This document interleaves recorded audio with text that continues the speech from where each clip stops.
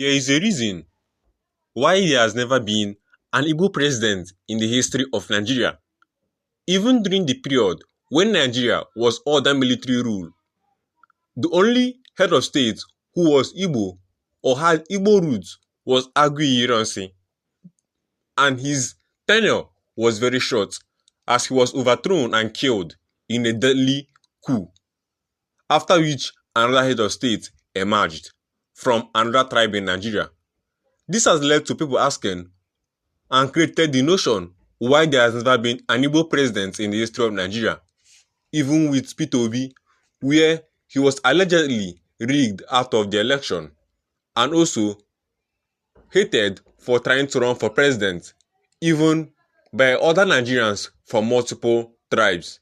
In this video, I'm going to be answering all these questions and show you exactly why it has been hard to get an Igbo president in Nigeria, especially after the Civil War. But before we start, if it's your first time on our YouTube channel, consider clicking the red subscribe button, turning on the notification icon so you don't miss out on future videos from this YouTube channel. The notion is that you should share this video to your friends who are also Igbo or from other tribes so that they get to understand exactly what this is and what this means for the future Igbos who may try to run for presidency from this generation to the next. The notion that an Igbo person cannot be president of Nigeria is not a legal statement, but rather it is a complex blend of historical, political, and systemic challenges stemming from the Civil War, distrust among ethnic groups, and political maneuvering, which some religious figures have historically claimed was the cause. However, this is not a constitutional ban that is preventing them from becoming president, but this is deep-rooted and is systematic. The key factors that contribute to this, and even the marginalization of the Igbo people and the race in the entire country, is due to political power dynamics, where they believe that an Igbo man becoming president will lead to an unrest in the country, causing destabilization amongst other things. Since after the Civil War, the legacy of the 1967 to 1970 Civil War has created deep-seated mistrust affecting the perceived suitability of Southeastern candidates for national leadership. Political alliances and structural issues. Political structures such as zoning agreements and party alliances often favor candidates from other regions. A lot of politicians have even denied their Igbo roots just so that they don't get stopped from achieving their objectives in politics, which is why a lot of Igbo young people have turned to businesses instead of investing in politics, just like other regions. A lot of people argue that the Southeast has not had the same opportunities or alliances to secure the necessary consensus across the country. Proponents of national unity and political observers such as Tunde Bakare have worked to break these specific limitations, stating that younger generations of Igbo should not be penalized for past conflicts.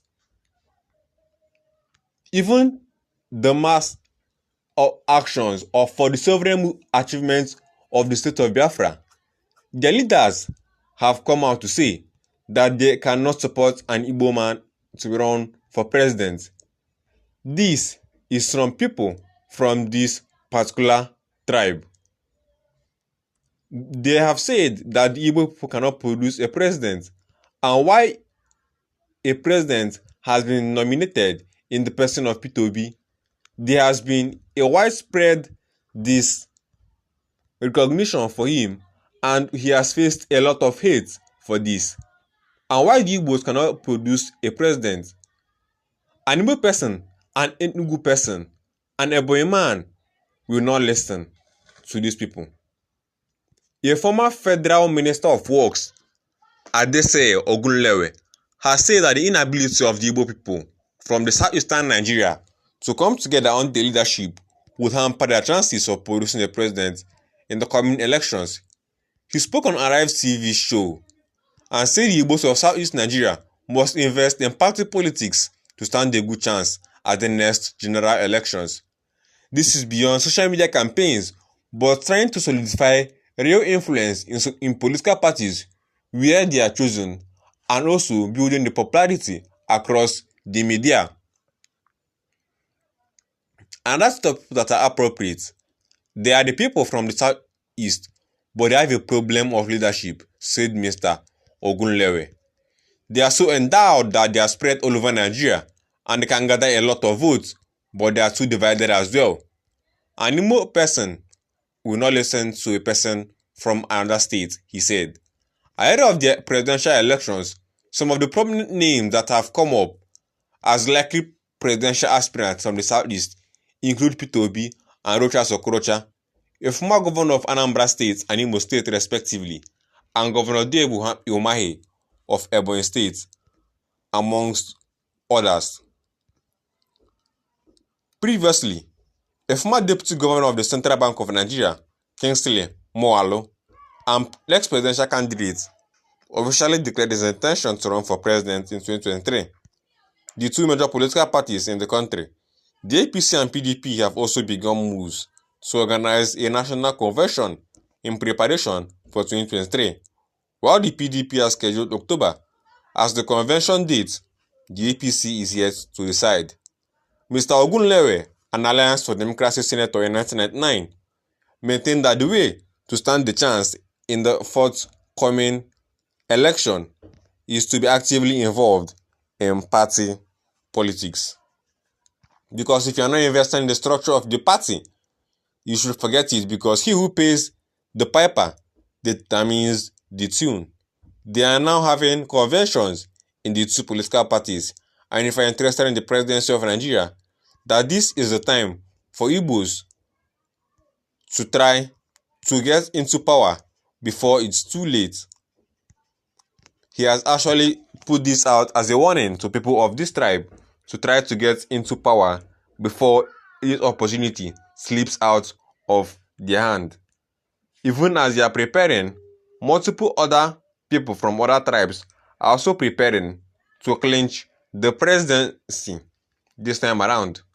Atiku Abubakar from the northern Nigeria, amongst other people from southwest and south-south, are also preparing for the race. If you enjoyed this video, kindly click the red subscribe button, turn on the notification icon so you will never miss out on future videos, and I'll see you in my very next video.